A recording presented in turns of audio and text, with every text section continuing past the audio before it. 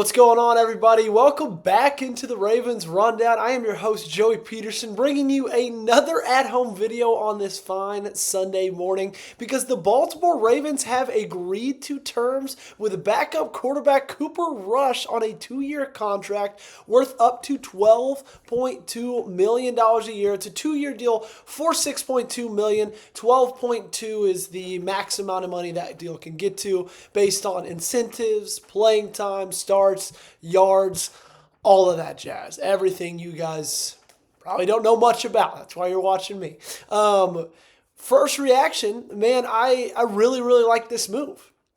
I think that we went into 2024 and we were very cautious about the backup quarterback situation. We were very thankful to not have to rely on Josh Johnson. Very thankful that it never had to come to, going to that backup quarterback spot. But I think every single one of us going into the preseason games and even after the preseason games, we're pounding the table like, do something, sign Ryan Tannehill, get a better backup quarterback in for this team. Because after the first preseason game where we saw a lot of Josh Johnson, and then we saw a good bit of Devin Leary, and then the second one we saw even more Devin Leary, and then the third one we saw the most Devin Leary, and everybody was like, okay, Devin Leary's not going to work in the National Football League, and Josh Johnson it was. And he had an up and down preseason tenure, and thankfully you never had to go to him in the regular season. But, there's a chance every single year because of the style of football that Lamar Jackson plays that, there's a chance he could get hurt. There's a chance he can miss a couple of games. He's done it enough times in his career to always want that backup quarterback position to be somebody that you have faith in, somebody that you can trust to go out there and win games with a stacked crew around them. And I think Cooper Rush is exactly that. I don't want you to go off of the Cooper Rush of this past year because if you look at that Cowboys team, they were awful. Okay, they had CeeDee Lamb, and that was about it. Rico Dowdle was They had a 75-year-old Ezekiel Elliott in the backfield. They had a not great offensive line outside of CeeDee Lamb in their receiving core. It was not really anything special. And so, of course, if you're a backup quarterback in this league and you're not surrounded by a ton of talent, you're going to tend to struggle, especially when you're on a bad team like Dallas was this past year. But I want to look at the Cooper Rush of 2 years ago, of 3 years ago, when he had to come in and play for Dak Prescott. And you know what? He did a really good job. I think there was a time in 2021, I want to say, maybe 2022, when Dak was hurt for 4 or 5 games, and I believe Dallas went 3-1 or 4-1 in that stretch. Cooper Rush was phenomenal. And I think that when you get him on this team, and God forbid, if Lamar Jackson gets hurt and you need to go to Cooper Rush, with the weapons you have in this offense of Derrick Henry, Zay Flowers, Rashad Bateman, as of right now, still Mark Andrews, Isaiah Likely, DeAndre Hopkins, with Ronnie Stanley, Tyler Linderbaum, Roger Rosengarten in that offensive line. Guys, I'd feel pretty confident in Cooper Rush going out there and win this team some ball games, okay? I think that having a really good backup quarterback that you have a lot of trust in, is a luxury in this league. Okay, I think it's something that very few teams have, but those that have it are very happy that they do. And I think that's exactly what Cooper Rush brings. Now, obviously, we hope that we never have to see Cooper Rush in a single game. We hope that we have to see that luscious ginger hair for the entirety of the year because we never see him with a helmet on. Right? That's the hope. That's the plan. And you hate to say that this signing is so good when you're just hoping that that signing doesn't ever see the field. But that's just how this thing goes when you sign a backup quarterback. Okay? And just because you hope they never see the field doesn't mean they're not useful. Okay?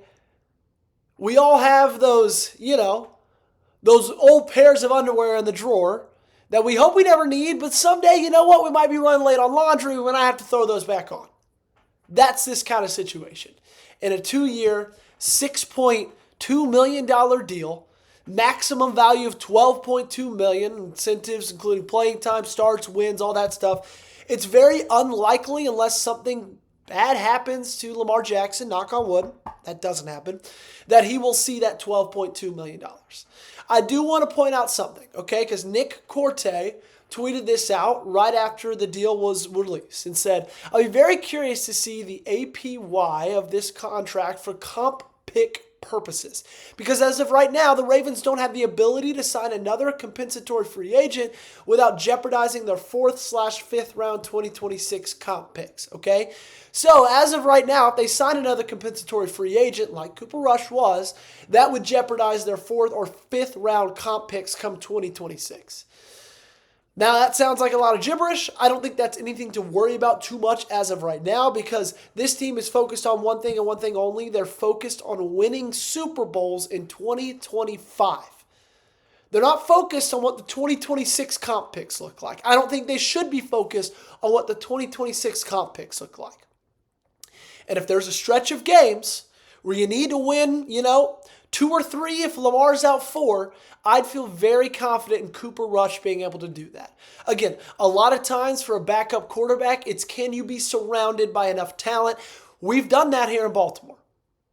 There's no questions about that. There is enough talent here in Baltimore for Cooper Rush to go out there and win this team a lot of ball games. Okay, is he the most accurate quarterback in the world? No, he's not. Not in a long shot. But he's good enough, okay? And that's really all you need in a backup quarterback. Is he good enough? Will he keep the football to the guys he's supposed to keep the football to? And can you depend on him to go out there and maybe win a game that we shouldn't? I think you can do that with Cooper Rush. I love this move. It makes me feel a whole lot better going into 2025 than I did going into 2024 with the quarterback situation, okay? And if you look at this past week, Gardner Minshew off the board, multiple other backup quarterbacks getting signed. You didn't have many options left. You didn't have many. And I think you got a really, really good one.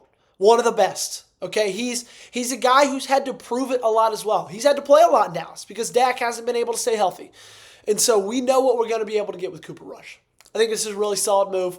I think it... earlier this morning, literally, an hour ago, I put out my free agency grades. I had them at a B+. I think this moves it up to an A-. Okay, I think this moves them into A- territory, and I'm really happy with this decision.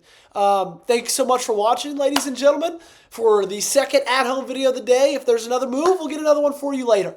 But if you guys have not already, make sure you hit that sub button, comment your thoughts down below, and always make sure to like today's video.